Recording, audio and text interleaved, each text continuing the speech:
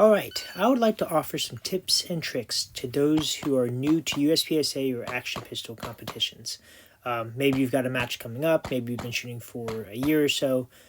These are just some things that I think really help new people kind of start getting competitive in the sport.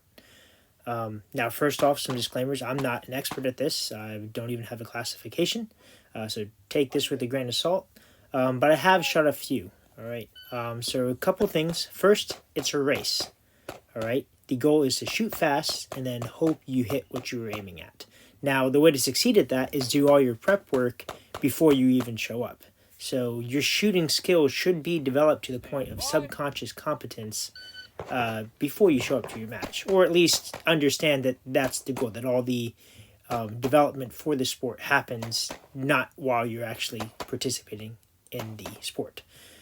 So that's what this game tests, how well you are at shooting subconsciously. All right. And how does it do that? Well, it makes you think about other shit while you're shooting. All right. So one of the first skills you can kind of pick up and develop when you start the sport is coming up with and sticking to a stage plan. All right.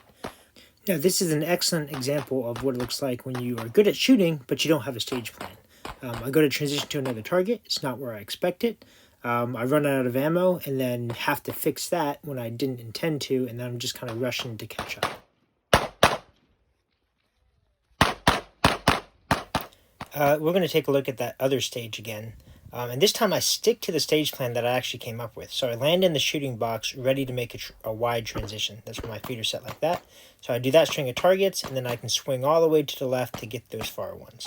All right, now I'm going to reload before I get to my next position. On the way to it, I'm making use of that dead space between shooting positions. And then when you start doing little things like that, you start really cutting down on your overall time. I finish the rest of the targets. I know where everything is. Everything's planned out. I'm not really wasting. I don't have to go back and forth. I'm not kind of using extra time.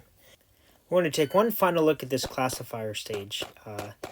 I'm kind of warmed up in the day, so I look a little smoother here. But I really like this stage because it flexes 3 important skills that you use all the time in USPSA and action pistol, but you never really get to practice them on a typical public range. The first are target transitions, right? Normally, you can only shoot at the target in your lane, so being able to shoot and practice shooting multiple ones just isn't available to you. Next, shooting while moving. Again, if you're in a booth, you can't really add a lot of movement to your practice. And also, reloading while moving is just, again, you can't do it at a typical private by-the-hour range session. Because those who are new to USPSA haven't really practiced those skills or haven't had an opportunity to, they tend to find themselves at the bottom of the stack in these competitions, not because they're poor shooters, but just because they haven't had a chance to practice those skills. This is the stage that inspired this video. It was the first one of the day, after about a year of not shooting competitions in general, so I was just really rusty. All the stuff I just mentioned just wasn't present. Didn't have a stage plan. I'm just shooting the targets as I see them. I had to reload before I intended to. I'm doing everything almost static without moving. It's like my feet are in concrete.